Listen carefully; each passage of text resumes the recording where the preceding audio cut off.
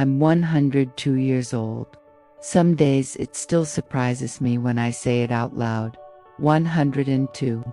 The number feels heavy and light at the same time, like a well-worn piano key, polished from decades of use, but still full of resonance. This morning, I sat at my old upright piano, the one with chipped ivory keys and the faint smell of cedar from its casing, and I played Chopin, the very same piece I learned at 13, my fingers remembering every lift, every fall, every whisper of melody. Music, I've discovered, is one of the most loyal friends a person can have. It never forgets you, and it never lets you forget yourself. And if you're enjoying this story and want to hear more, or maybe even find inspiration for your own life, go ahead and hit that like button, subscribe to the channel, and share this video with someone who needs a little motivation today. It really helps us keep bringing these kinds of real-life, heart-touching stories to you. People often ask me, "Miss Eleanor, how are you still so sharp? How do you remember things nobody else seems to?" They look at me as though I've been blessed with some secret treasure, a miracle that bypassed everyone else. But I always shake my head. It's not a miracle. It's work. It's practice. It's deliberate, stubborn, unyielding attention to keeping the mind awake. Let me tell you what I've learned, because it matters. It matters because I've watched what happens to those who stop, and it's heartbreaking. My sister, Margaret, was 2 years older than I. She was gifted in ways that made everyone around her marvel. She could play piano by ear, solve complex sums in her head faster than a calculator, and remember every detail of a story she'd heard decades ago. Names, dates, conversations, recipes, you name it, she remembered it. But when she turned 80, the cracks began to show. Little things first. Misplaced keys, forgotten appointments, unsure of the day of the week. By 83, she could no longer recall my name. By 85, she had begun forgetting her own children. I watched her, a brilliant mind, a mind that could summon Gershwin without a sheet of music, slowly retreat into shadows. And I made a quiet promise to myself that I would not follow that path. I'm not a scientist. I've never published research. I taught Sunday school and played organ at St. Mark's Baptist Church for 41 years. And that's my expertise. Observing life, learning from it, and holding on to the truths that actually work. What I've seen is this: the mind is a living thing, and if you don't use it, it stops speaking to you. It wants to rest. It wants the easy path, the screen that doesn't require thought, the endless scrolling and passive noise. But a mind left idle atrophies. So I made a plan. First, I challenged my brain every day. Not easy things, not things that make me feel clever or accomplished for 5 minutes. Hard things, things that make me sweat in my mind. I practice music every morning, choosing pieces that demand precision and focus. Chopin, Beethoven, Debussy. I do the Saturday crossword puzzle, not the easy Monday one, because that's where the effort is, where the neurons have to stretch and reach. And I memorize. Last month, I memorized a poem I hadn't read in 50 years, just to prove to myself I could. Your brain thrives on challenges. If you don't push it, it gives up. I remember my neighbor, Mrs. Winthrop, sweet lady, but she stopped doing anything challenging in her 60s.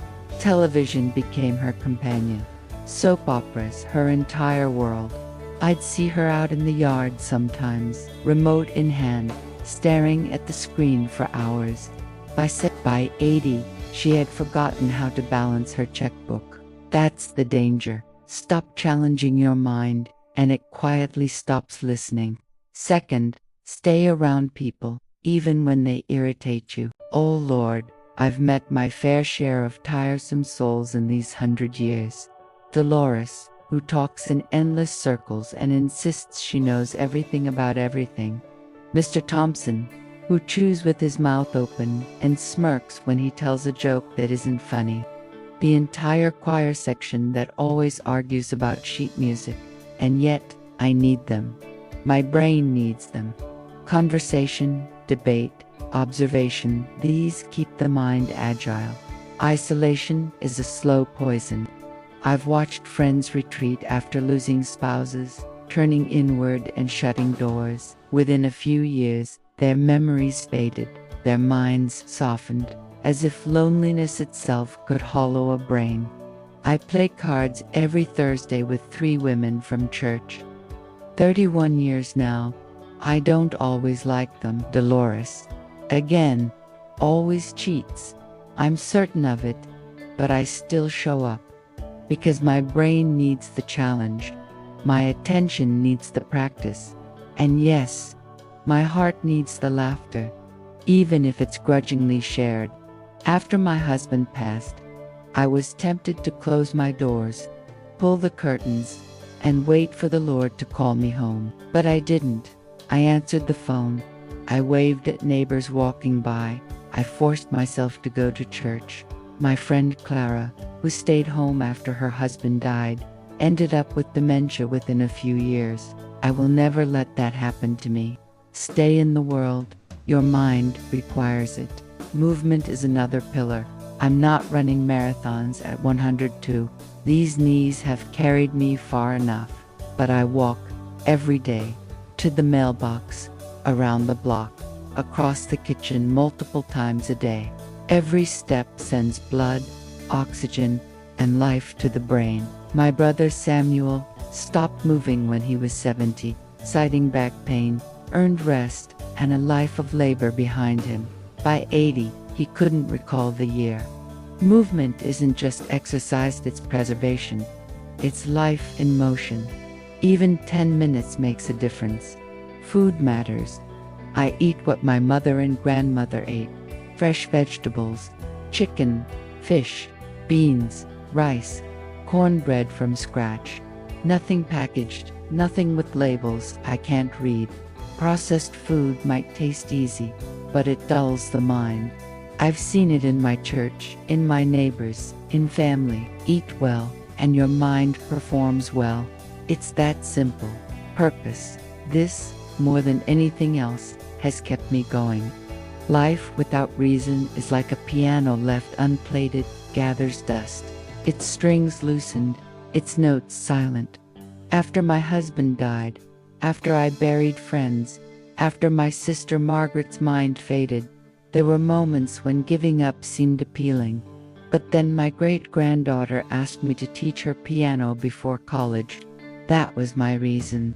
Your reason doesn't have to be monumental. My piano, my cards, my church, my family, my crossword puzzles, these are my reasons. Find yours, protect it, guard it fiercely. I've outlived my husband, my sister, 2 of my children, most of my friends, and I'm still here, still playing piano, still beating my grandson at Scrabble, still remembering phone numbers from decades ago. Not magic, not luck, work, discipline, consistency, and love for the mind, the world, and the people who populate it. Some might say, well, that's easy for you, Eleanor. You just have a good mind. No, it's not easy.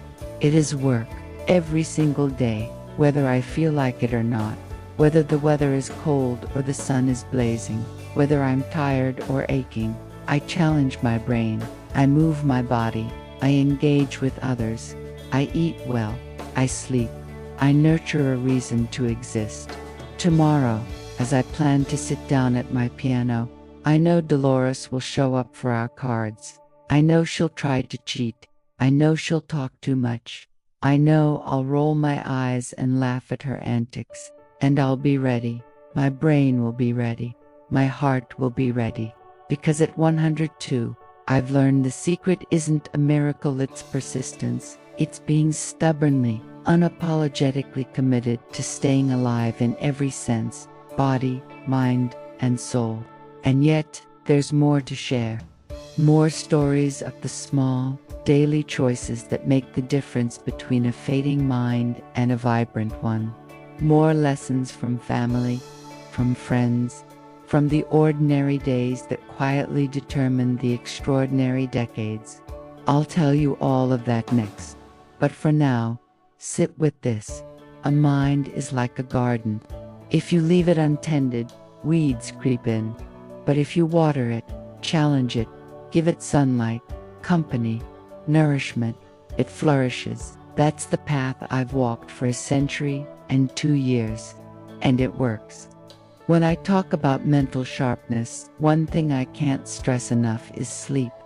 People today treat sleep like it's optional, like something to be squeezed in between chores, errands, or Netflix binges. But let me tell you, sleep is everything.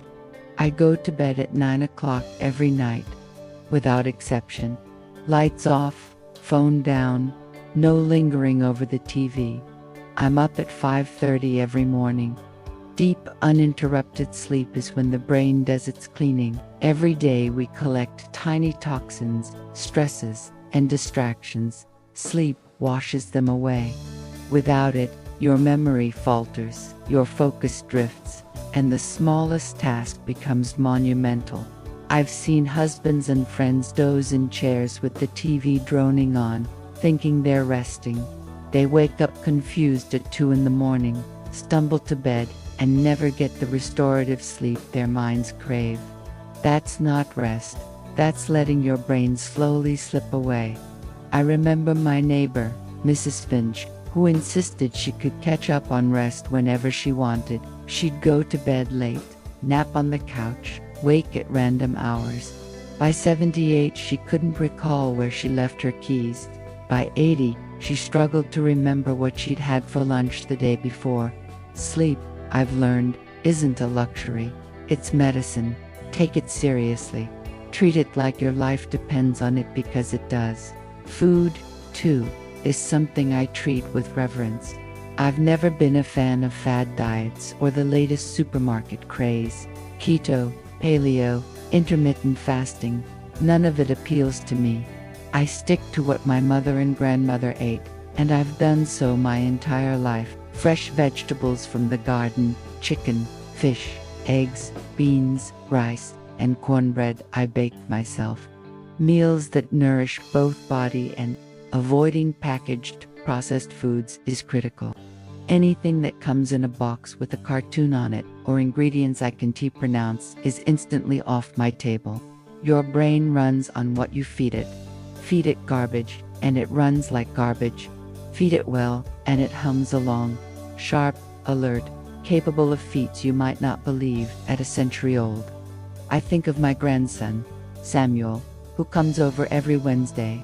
He's 28 now, a young man navigating a chaotic world, always glued to his phone. I make him sit with me in the kitchen while I chop vegetables, telling stories about my day, asking him to repeat the recipes I show him.